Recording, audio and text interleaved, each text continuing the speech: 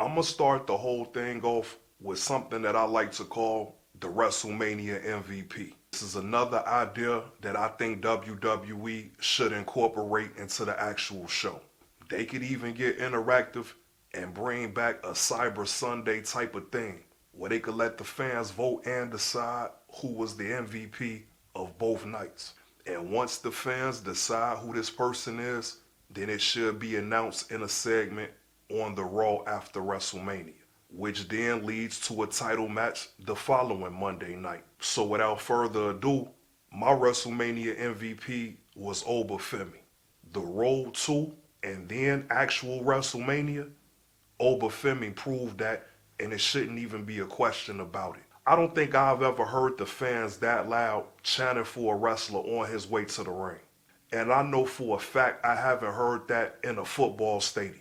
But Femi had the best crowd reaction out of almost any recent WrestleMania.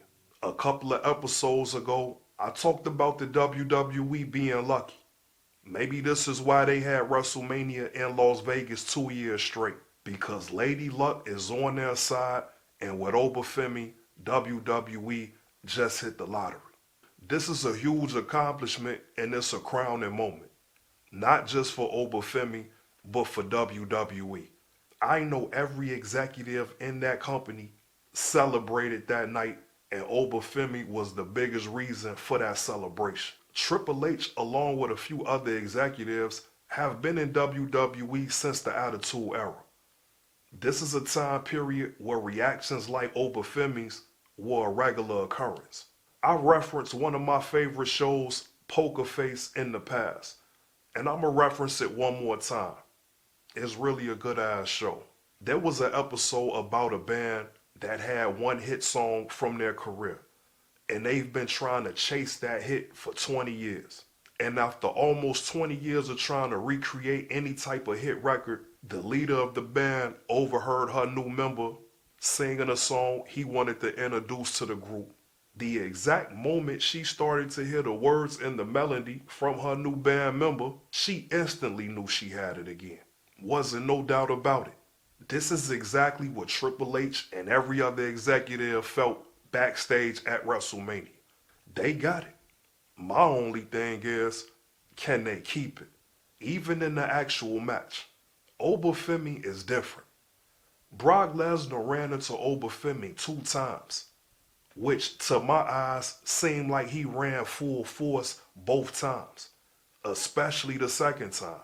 Femi barely budged. This man barely moved when Brock Lesnar ran into him at least 20 to 30 miles an hour. You have a lot of people in the world that want to question the credibility of pro wrestling. That's a personal issue, and that's on them.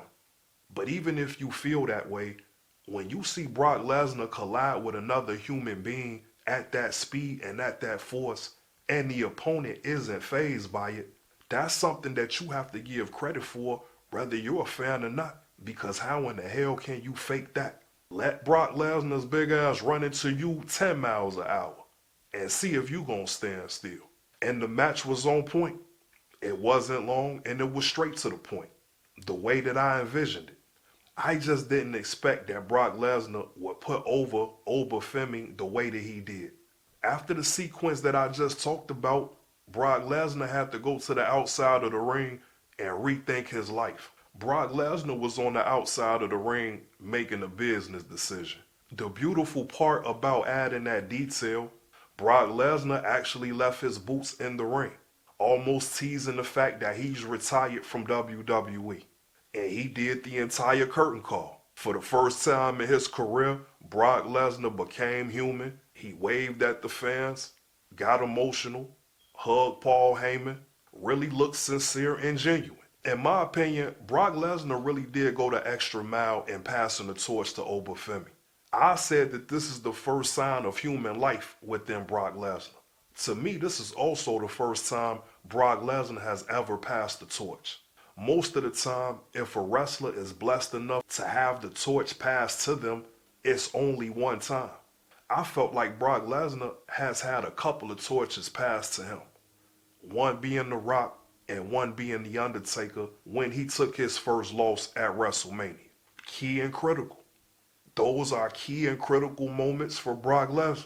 It's been long overdue for Brock Lesnar to give back to the business. I really wanted to say Brock Lesnar passed the torch to Roman Reigns, but upon further review and me going back to watch some of their previous encounters, Brock Lesnar couldn't have passed the torch to Roman Reigns because he was too busy whooping his ass his whole career.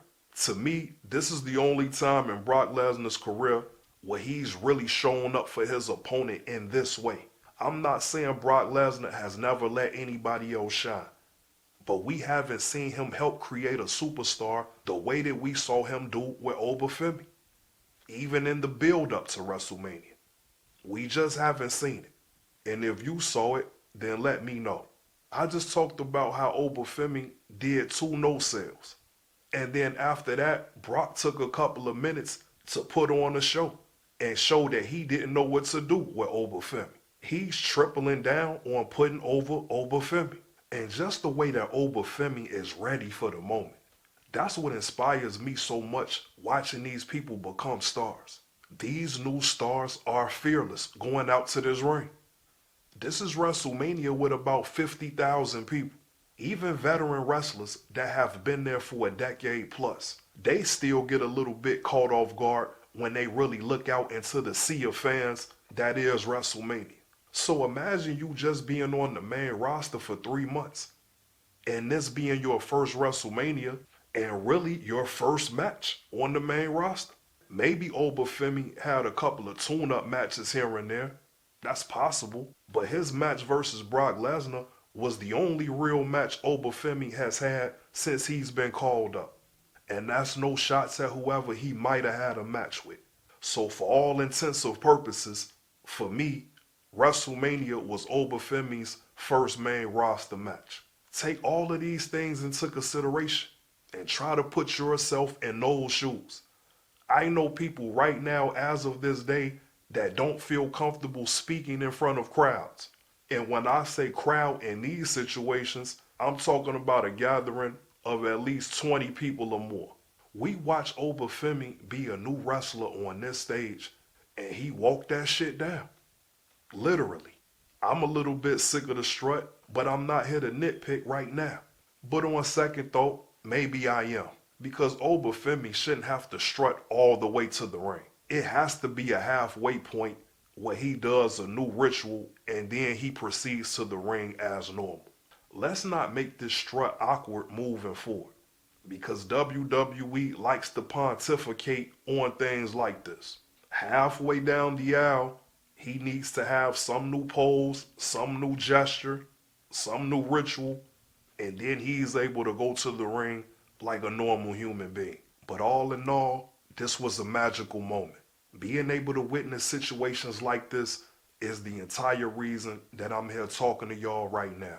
I love watching the best be the best. And even with a roster that now includes Javon Evans and Trick Williams, I think after what I just saw at WrestleMania, Femi is the best of the best.